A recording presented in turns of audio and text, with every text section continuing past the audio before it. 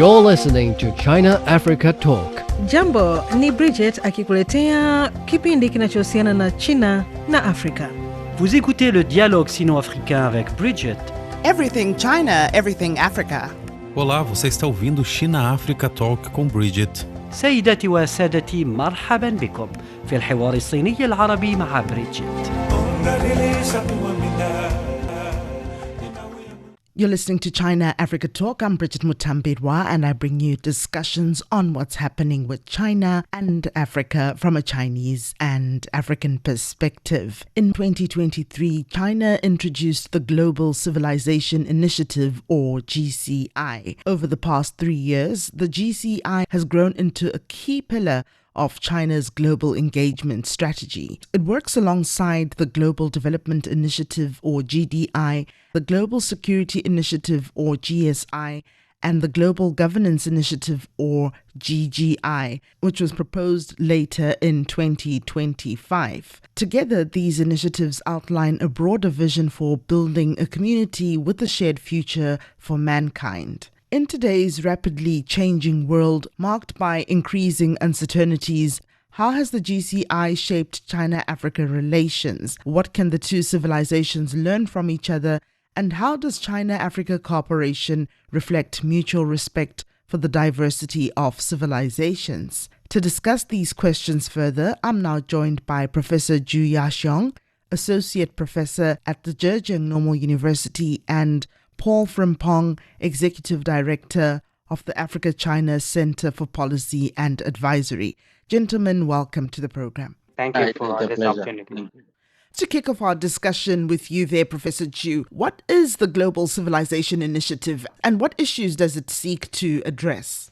This Global Civilization Initiative was proposed on March the 15th, 2023 by Chinese President Xi Jinping. Okay. At a high-level dialogue between the Communist Party of China and the world political parties. This is a third global initiative after Global Development Initiative and Global Security Initiative. Okay. And in my understanding, this initiative actually put forth core principles in terms of respecting diversity of civilizations, upholding the common values of humanity, and emphasizing the inheritance and innovation of civilizations, and also strengthening international people-to-people exchange and cooperation. Okay. So we believe such a principle is able to guide us in our future cooperations with the world, including our cooperation with African countries. And of course, why we put forward such an initiative, because I believe in current world, we are facing great changes. There are people in the West, they put forward the narrative of the clash of civilizations, pursue the ideology of some kind of civilizational superiority. And our initiative, we wish to let people know actually there's no civilization that is superior or inferior to other civilizations. We believe every civilization, due to its existence in the world, should be treated equally. And of course, we face a lot of challenges in the world and wish to seek some common solutions for our future sustainable development. And we wish to have a more just and equitable international order. Currently, international order is pretty dominated by big forces. And in so doing, we are also seeking to foster more harmonious coexistence and common development among all civilizations of the world. Mr. Frimpong, how has the GCI resonated across Africa, and what can Chinese and African civilizations learn from each other? I think this is a very important subject, and each time it comes, I'm very excited that indeed, for the first time in a very long time, we now have new ideas that is seeking to not to replace some of the core principles guiding humanity, but to amplify the relevance of those principles and why we should stay focused and not allow some few supposed powerful countries to keep dictating for the rest of the world when really things have already changed and shifted, right? So the reality is what I see in some of these initiatives, like Sean mentioned, from the Global Development Initiative, Global Security Initiative, Global Governance Initiative, we have the Global Civilization Initiative. So these are very core, and I believe that it resonates very much well with Africa. Let me share a bit of a personal story. In 2017, I visited the Eastern Industrial Park in Addis Ababa. I'm sure we are all aware of this as one of the flagship symbols of China-Africa cooperation. There are a lot of factories, a lot of companies from China, joint venture with Ethiopians, and then we came to one automobile assembly plant, which has almost 95% of the engineers working this auto young African Ethiopians. And so I struck a conversation with one of the young who was working there because we were part of a delegation, right? He told me something that stayed with me ever since. He said, and I quote, a few years ago, I had never imagined I would be building cars. Today, I'm not just assembling vehicles, I'm building a future for myself and my country. That is what this young engineer from Ethiopia told me on that day. So when you look at that, you can see that, well, it's not just about the technology transfer or the infrastructure, it's something deeper. The meeting of two civilizations. China's civilization has brought it to a level where it's now built industrial capacity. And then this civilization journey of China that has brought it where it is meeting with a youthful African population that is ambitious and resilient. That is the relevance of how Africa resonates very much with the Civilization Initiative. And of course, as we know, this is Africa. We have over 3,000 groups with deep traditions, very varied traditions. But we've been able to coexist. And the understanding of this civilizational plurality that we can coexist even among ourselves, even with differences that we have in the ethnic groups and languages and whatever. That is where it is that understanding that's where we have African philosophy called Ubuntu. Yes. I am because we are, and you are because So it emphasizes harmony. Yes, we have differences, but we can live together, we can coexist. And I believe that is a core message in the GCI that resonates very much well with Africa. Validate the identity of Africans. Like we are different. So GCI just validate that. It enforces the confidence that we have in how we want to engage globally. So for me, it is very key. And of course, when we look at even an example, China's own civilization, I believe, as we recently witnessed, the leadership meeting in China, which said the next 5 years, 5-year development planning frameworks that we know China has been setting up. This is built upon their journey, and that's something that we can learn from. So this is why it resonates very much with Africans. Now, I'm going to bring out a few figures there and a survey, Professor Ju. Now, a survey conducted by CGTN and Renmin University of China found that 90.8% of respondents believe that respecting the diversity of civilizations is a fundamental principle that the international community should follow. Now, among these respondents, those from Africa and South America demonstrate stronger recognition of the equality of civilizations, with 93.1% and 90.3% in agreement, respectively. Why do you think the GCI has gained much broad recognition across the global south? Professor Ju. Thank you for the question. I think this initiative has gained widespread recognition across the global south, primarily because its core principle deeply resonates with the historical experience of these countries, and also it meets practical needs for development and also their shared aspirations of these regions for a future international order. China and all the global south, we share a lot in the past due to colonialism. And now most of us are still in the stage of developing themselves. Yes, although China is advancing a little bit ahead of the other global south countries. But then due to our common historical background, China has pledged to the world China will always be a member of the developing countries. So this, for me, is like a symbol of letting people know we are in the same group. We are willing to cooperate. We are willing to share our development experience with all the developing countries. The history of China's cooperation with the global south also let the people there know that what China has been doing in treating them equally, no matter which kind of a civilization they have in their countries. Like our own experience of treating different ethnic groups in China, and we are now expanding our experience to treating the whole different civilizations of the world equally. We wish to establish a very equal stage for our future cooperation. Moving over to you, Mr. Frimpong, what distinguishes the GCI from Western approaches to international engagement, and how can China and Africa together offer an alternative to the clash of civilization narrative from what we now know about the GCI? I think the core message, again, I stress on the core message, the GCI is based on dialogue, coexistence, and mutual learning. In contrast, and of course, I'll expand more, we're seeing from the Western side is one that is more hierarchical in nature, and of course, more like ideological export. Right, so you can see the messaging itself, right, in terms of what the GCI conveys. Right, it's very simple that in the midst of our differences, we can have a meaningful dialogue, we can coexist, and we can learn from each other. So in the wedding, you can even say there's no imposition, there's no situation where one group seeks to impose their civilization or their ideology on another group. It is a message of living together in harmony, irrespective of the differences that we have in our own historical journey, political, social, cultural, economic, irrespective, that we can still have meaningful dialogue. On the other hand, as we know, it's one that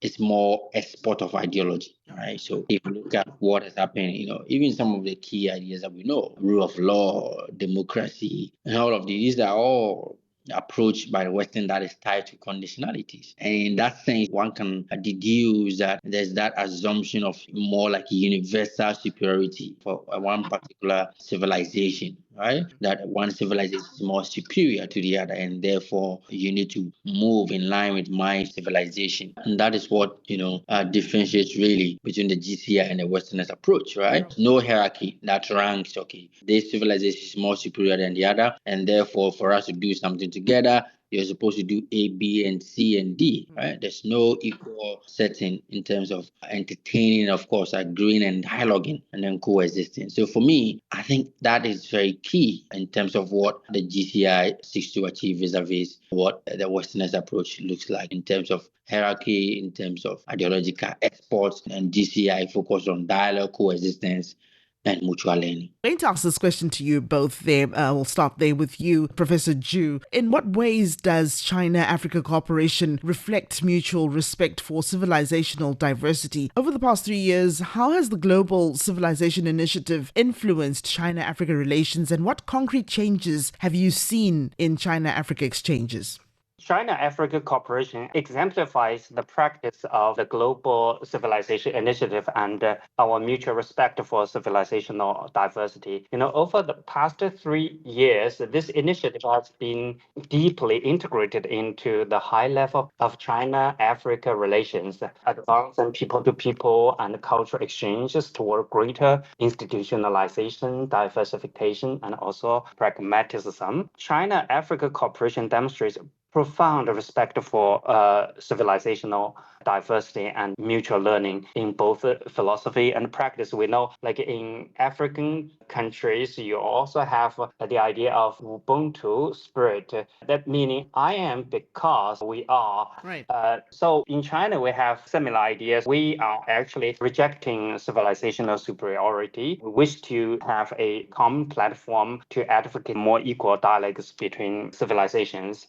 In practice, we seek more comprehensive and multi-layered cultural exchange. Currently, China-Africa cooperation involves nearly all aspects of our economic and social life. We have a lot of educational exchange. Many African countries put Chinese language into their national education curriculum. Like we have lots of Confucius institutes and classrooms, and we also established Luban workshop to develop vocational education in many African countries. And we have China-Africa Future Leader Dialogue. Such will also help the future leadership of African countries know how to cooperate with China and how to cooperate with different civilizations. And you see, this initiative, after it's been proposed, have been already integrated into the high-level forum, like a Forum on China-Africa Cooperation held in 2024. You see, in that, we have like a partnership for civilizational mutual learning as the first of the 10 partnership actions for China-Africa modernization. Mr. Frimpong, using the China-Africa cooperation as an illustration, how does it reflect mutual respect for civilizational diversity? And over the past 3 years, how has the Global Civilization Initiative influenced China-Africa relations? And perhaps what concrete examples or changes have you seen in China-Africa exchanges?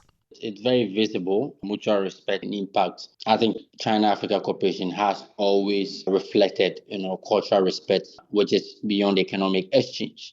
On the face of it, people will just focus on mostly the economic engagement and infrastructure, big deals. But for me, underlying this is the kind of respect that's been exhibited. And I think it's been there even before the introduction of the Civilization Initiative, right? And I say this because I've had a story of a deputy minister of one country in Africa who shared a story about how he was received in China by President Xi Jinping himself, the kind of welcome he received. And these are subtle things, right? These are things that don't make the news, right? Because when you talk about railway, bridge, there's a port, there's this mining deal, there's, those are the things that makes the headline, right? But the whole underlying thing, that is what is keeping the relationship building up and the momentum that we're seeing. So this minister had this experience, right, in terms of the state welcome, the deputy minister of a country in Africa. And then he shared the same story about how his substantive minister, his main minister, was even finding difficult to have a meeting with a governor of a state in the US. How do you so yes, people want to have economic development, but these underlying things are very important, right? People will gravitate towards a place where they are well welcomed, they are well received, and they are more respected, right? And so for me, that underpins the kind of mutual respect that exists between Africa and China. Another example, as we know, again, this also predates the GCI, is that since 2000, as you know, since the establishment of the Forum on China-Africa Cooperation, or earlier on, we've cherished top officials taking Africa as the first continent to visit in the beginning of each year to begin their global engagement. Each and every year, this has been happening. A powerful statement that speaks to the core of the kind of respect, the mutual respect that exists between Africa and China. And of course, we've seen examples being replicated. Now we have exchanges that cut across think tank, media, culture, diplomacies. You've seen the expansion of Confucius Institute, performance of African cultures across multiple programs in China. And so for me, that is it. The movement from contract to connection, from agreement to understanding, underlying the kind of mutual respect that exists between Africa and China, I think is very key. Still on you there, Mr. Frimpong. 2026 is the China-Africa Year of People-to-People Exchanges. Now, in your opinion, which forms of exchange matter most, whether among youth, media professionals, think tanks, educators, or local communities? I think the core message here is very simple. I love the fact that this year people-to-people exchange has been highlighted as the main theme, right? The relation now and into the future is going to be shaped by people rather than by governments, right? As we know, for decades now, the engagement between Africa and China is characterized as being mostly government-led, right? People-to-people typically are not carried along, right? But we are seeing that evolve, we are seeing that change. And I think even Professor just mentioned a couple of initiatives that is being announced that brings people together. All of them are priority, like youth exchanges, media collaboration, think tanks and academic educators.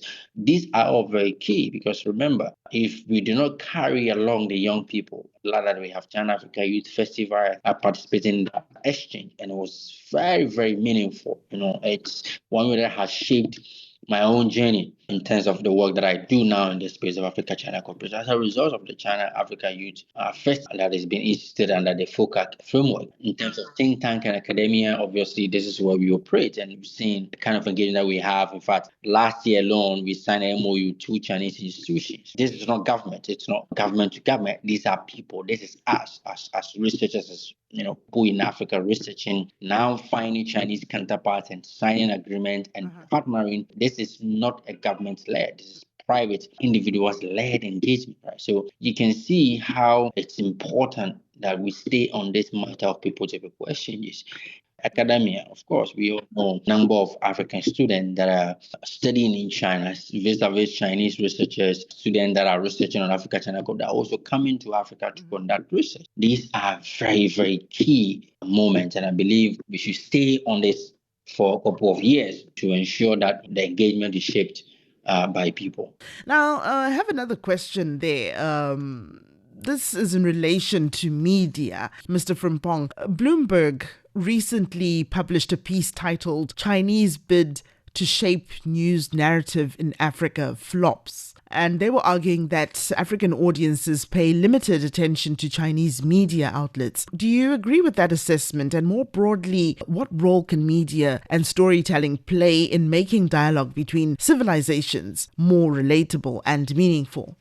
Media, obviously, it's very core, it's very key. It's a bridge, right? Without the media, nothing moves around. It is very important, right? And of course, Bloomberg have their right to do their research, to critique on what's happening, but of course, you all understand the geopolitical undertone of some of these media, the work that they do, right? If there are lessons in there, why not? And of course, for me, when I look at the media landscape in terms of Chinese media in Africa, presence in Africa, I think it's a matter of time. Time will be the vindicator, okay? Because for how many years has Chinese media vis-a-vis traditional Western media presence on the continent, right? There's a huge gap in terms of that duration, that presence, duration, and the time that these Western media have been in Africa, as well as what Chinese media have been in Africa. In fact, even in terms of language-wise, right? Yeah.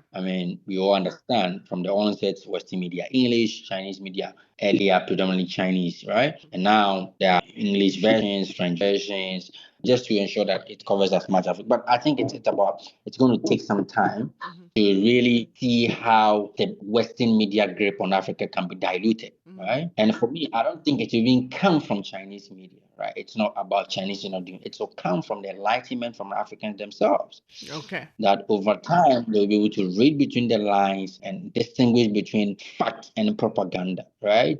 And so it will not really be about Chinese media doing so much. To be about Africans themselves understanding what is the actual fact on the ground versus what any media can tell. Going forward, of course, I anticipate that maybe there could be some form of engagement where co-production of content with African journalists and focus on human stories and not just, state narratives. Those things I believe can help shape what the media collaboration could look like in between Africa and Chinese media. And how about your thoughts there, Professor Ju? Concerning their report, because, in my understanding, Bloomberg is a big media. Yeah. And it represents the West. In their sense, they have their function to play. Of course, they have their follower, they have their listener. So I have no way of understanding how they get such kind of conclusion. For us to understand, I think even in African countries, a lot of media are actually influenced by the West. They have their news media source from the West. And when I ask my students, then in here, because of the languages, sometimes they follow the Western media, even in getting information about China. Right. So that is like we can see their habit. It's their habit of getting news from the media, and they may naturally go to the Western media. But for us, Chinese media is pretty solid in presenting the truth, and we wish to establish the consensus to build a better future. And we have our way of narrative. Our narrative, like when we spot some kind of a problem, we would dig into that. Then we provide a solution. We are not like just provoking, letting people know, okay, there is a big problem there. and they just do not provide any solution. So that is not like a constructive. We need to be more constructive in realizing some purpose. For example, in here, when we are developing the future, like in the coming years, we are going to do the next 5 year plan. So then we'll let people know our plan. Then people will know how we are going to do in order to achieve our career success, following the guideline listed by the government.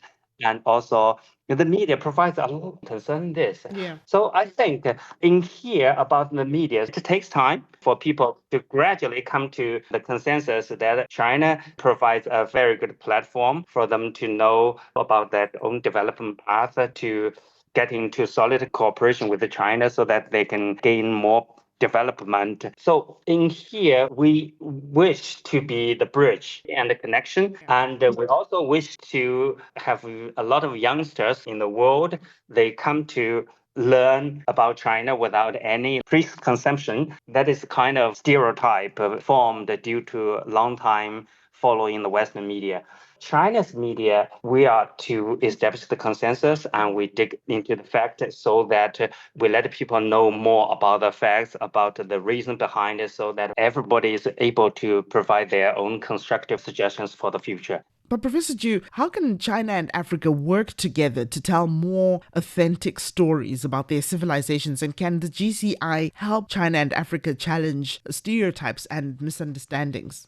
In here, China and Africa can cooperate a lot to share more authentic narratives of their civilization through multifaceted, people-centered exchange. This GCI provides a principled framework to guide these efforts and jointly address stereotypes, because we treat every civilization equally. So in this, we can jointly produce some content to help people know the roots of their culture, so how we can better cooperate, better coexist. Then, of course, academic and research exchange is always pretty helpful for us to know each other better.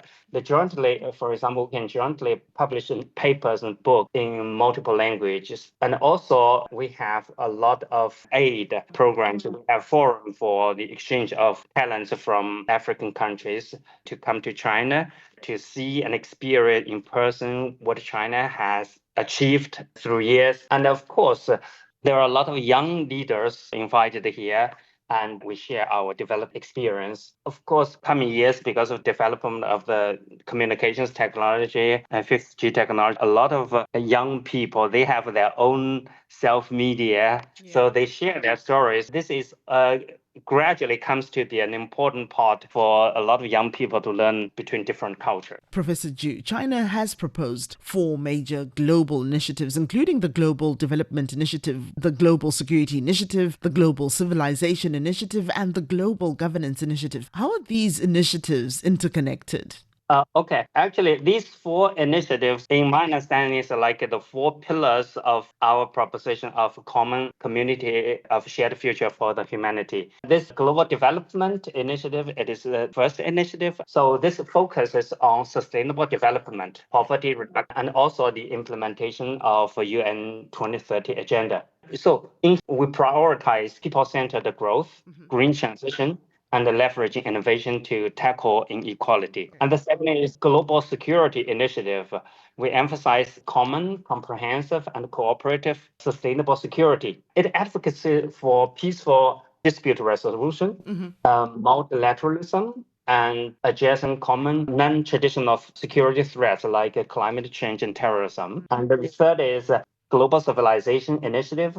It promotes respect for civilizational diversity, dialogue among cultures, and mutual learning. The fourth is the Global Governance Initiative. It aims to reform and improve a global governance system by advocating for more equitable, inclusive, and effective multilateral institutions. And it stresses adherence to international law and the UN Charter. Each of them have their own focus. For example, the development initiatives are more on development and security more on the security side. We can easily find out that development and security are actually interdependent. Yeah. And also civilization dialogue underpins the governance and security. The GCI fosters mutual understanding and tolerance, which are essential for effective global governance and the conflict prevention. Conflict prevention belongs to the category of global security initiative. And also, governance is important